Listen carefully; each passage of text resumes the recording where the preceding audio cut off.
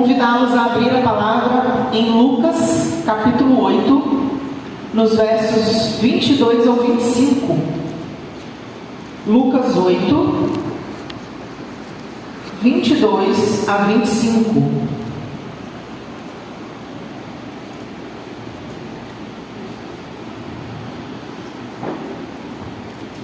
Amém? Amém, misericórdia? Quem achou, fala geração eleita. Amém. Diz assim, ó, eu vou ler na NVI, tá? Certo dia, Jesus disse aos seus discípulos: vamos para o outro lado do lago. Eles entraram no barco e partiram. Enquanto navegavam, ele adormeceu. Abateu-se sobre o lago um forte vendaval, de modo que o barco estava sendo inundado e eles corriam um grande perigo. Os discípulos foram acordá-lo, clamando: Mestre, mestre, nós vamos morrer. E ele se levantou, repreendeu o vento e a violência das águas. Tudo se acalmou e ficou tranquilo. Onde está a tua fé? Perguntou ele aos seus discípulos. Amedrontados e admirados, eles perguntaram uns aos outros: quem é este que até os ventos e as águas dá ordem e eles lhe obedecem? Abaixa a sua cabeça um minutinho só. Senhor Jesus, nós estamos aqui, Pai, para aprender mais da Tua Palavra. Nós te pedimos que, em nome de Jesus, o Teu Espírito Santo fale através dela aos nossos corações. É a nossa oração, em nome de Jesus. Amém. Se você está anotando, se você gosta de anotar, o título dessa mensagem é Passando de Fase. E a gente vai trabalhar aqui também com duas referências paralelas que estão lá em Mateus 8, 23 a 27 e Marcos 4, do 35 ao 41. Mateus 8, 23 a 27, Marcos 4, 35 ao 41. E essas referências você vai buscar em casa, tá? São informações complementares que esses outros dois evangelhos nos dão quando a gente junta esses três textos, esses três evangelhos diferentes. As informações, elas se complementam, tá? E enriquecem essa história. Bom, quando a gente pensa em passar de fase, isso se aplica a várias situações da nossa vida. Não somente aos jogos, ao videogame, né?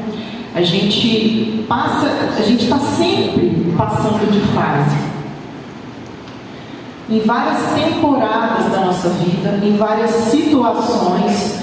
Por exemplo, a maioria dos adolescentes aqui ou começaram já voltaram às aulas, ou vão entrar nessa próxima semana, nos próximos dias. Vocês estão, cada ano que vocês passam, vocês estão passando em uma fase da vida de vocês. Os adultos também, quem está no mercado de trabalho, a gente passa por várias situações que nos fazem, né, passar de fase. E aí, quanto mais a gente vai crescendo, mais difícil vai ficando para a gente, mais responsabilidades a gente tem, mais técnicas a gente precisa desenvolver para ir passando essas fases.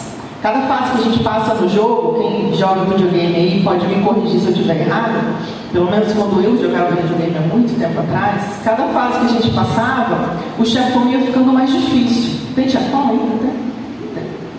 O chefão ia ficando mais difícil. E a gente tinha que desenvolver novas técnicas, novas habilidades, né? Jogava até a gente conseguir passar. E na nossa vida é assim também. A gente precisa sempre desenvolver novas técnicas, novas habilidades, buscar novos conhecimentos, estratégias, para a gente conseguir ir passando essa fase. E a gente pode fazer uma analogia dessa passagem, desse tema, com a nossa vida junto a Jesus. A nossa vida, o nosso relacionamento com Jesus, ele também vai passando de fases. Às vezes a gente tem uma fase melhor, que a gente busca mais a Deus. Às vezes a gente tem uma fase que a gente se afasta mais dele. E assim a gente vai tendo novos chefões. Obrigada. E a gente vai tendo novos chefões para a gente enfrentar. Volta lá no texto comigo, no versículo 22. Lucas 8, verso 22 diz assim, ó: certo dia, Jesus disse aos seus discípulos: vamos para o outro lado do lago. E eles obedeceram. Quando Jesus ele dá esse comando para eles, vamos para o outro lado, eles estavam passando de fase. Se a gente parar para analisar sobre esse aspecto, eles estavam caminhando para passar uma fase da vida deles. E olha bem o que aconteceu no caminho. Eles entraram no barco, partiram, e enquanto navegavam, ele adormeceu. Quem adormeceu, gente? Jesus, né? Jesus adormeceu.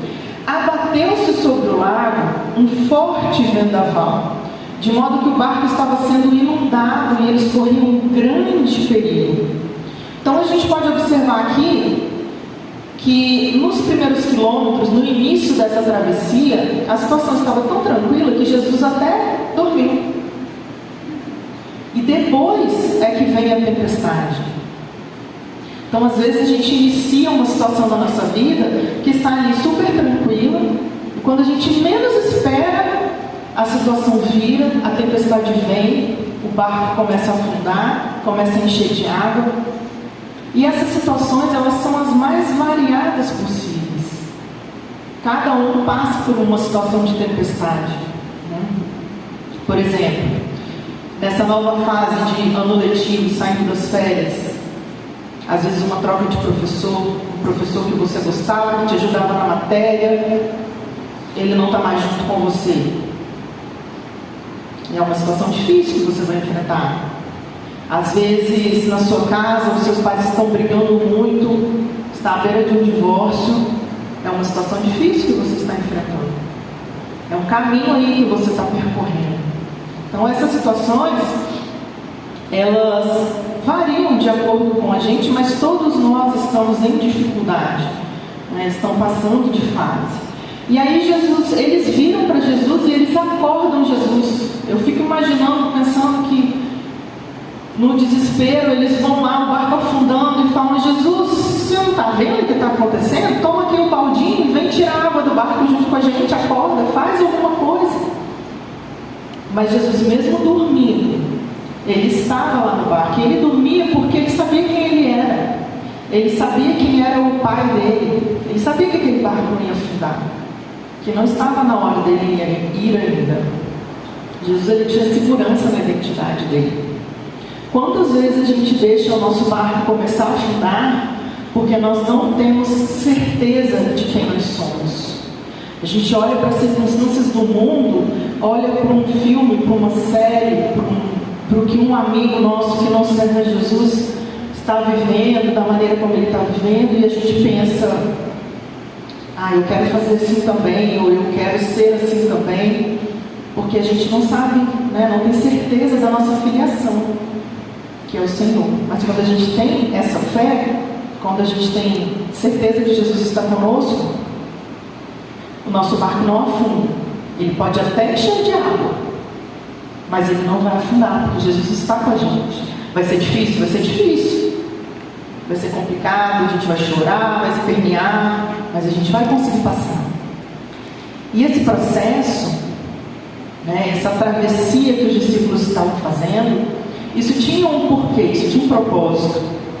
Assim como todas as situações que nós vivemos hoje, elas têm um propósito de Deus para a nossa vida. Eles estavam sendo forjados, eles estavam sendo preparados, eles estavam sendo armados, entre aspas, para as outras situações que eles passariam. Então, esses processos que a gente passa, às vezes a gente pensa que Jesus está dormindo. Senhor, o Senhor não está vendo o que está acontecendo na minha casa? Por que isso está acontecendo? O Senhor não está fazendo nada. Eu te sirvo, e aí? Jesus, eu vou ficar reprovado, me ajuda, faz alguma coisa, eu te sirvo, e aí? Senhor, eu perdi o emprego, faz alguma coisa, eu te sirvo, e agora? Mas são processos que a gente passa para que Deus vá nos equipando, para que lá na frente a gente vai entender por que a gente passou por tudo isso. E uma outra coisa que me chama muita atenção nesse texto é o seguinte, e aqui eu preciso que vocês prestem atenção e não me entendam de maneira errada. Eu vou tentar me expressar da melhor maneira possível.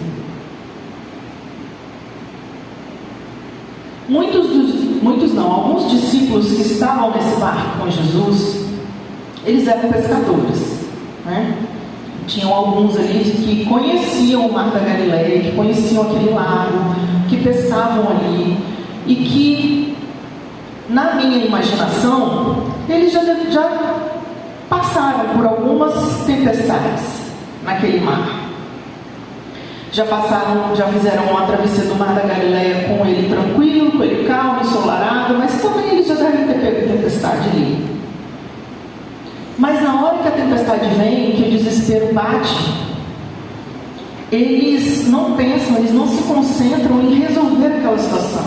Eles vão direto no líder deles. E quando a gente olha agora, Jesus como um líder, como um responsável por eles vão direto em Jesus e falam: o senhor não está vendo? Resolve, faz alguma coisa. E aí, se a gente trouxer essa analogia para a nossa vida, e agora eu falo não só para os adolescentes, mas para os pais também, para os responsáveis, será que nós, como responsáveis, não estamos limitando os nossos adolescentes de deixar eles evoluírem, deixar eles passarem pelos processos que eles precisam passar? Porque, e se Jesus não estivesse naquele barco? Para pensar um pouquinho. É claro que não é o que a Bíblia diz, mas se a gente parar para viajar um pouquinho, será que eles teriam morrido se Jesus não tivesse no barco? O barco teria realmente afundado? Ou eles teriam capacidade, teriam bagagem, saberiam como agir nessa situação? Porque muitas vezes nós, como responsáveis, a gente fica fazendo tudo por eles, colocando tudo na mão desses meninos, dessa geração, e a gente vai criando adolescentes 100% dependentes, que não conseguem tomar decisões, que não conseguem arrumar a própria cama, porque é mais fácil quando a gente vai lá e arruma, porque se a gente pedir para ele arrumar, a gente vai ter o trabalho de ir lá e ter que arrumar de novo. Então é mais fácil para a gente ir lá e arrumar. E aí esse menino cresce sem saber arrumar a sua cama. É só uma situação simples, para vocês entenderem o que eu estou querendo dizer. Então a gente precisa deixar com que eles pensem, com que eles decidam, com que eles se sintam inseguros, com que eles saiam da zona de conforto, porque quando a gente não sai da zona de conforto, a gente não cresce. É muito difícil haver crescimento onde tem 100% de conforto, onde se tem tudo nas mãos. Os processos, eles não evoluem, e eles não acontecem muitas vezes porque nós, como pais responsáveis, a gente vai podando os processos. Apareceu uma dificuldade, a gente vai lá e corta. Apareceu um não, a gente vai lá e transforma aquele não num sim, porque o menino vai ficar frustrado, enfim. Então nós também precisamos pensar nessas situações, né? Que geração que a gente está criando, que geração que a gente está ajudando, né, a se desenvolver. Então eu gostaria que os responsáveis também pensassem nisso. E os adolescentes, não é fácil. Não é para ser fácil. É para ser difícil mesmo, porque o Senhor tem um propósito para cada um de vocês aqui. E se for fácil, vocês não vão conseguir entregar o melhor para Ele lá na frente. Amém? Amém.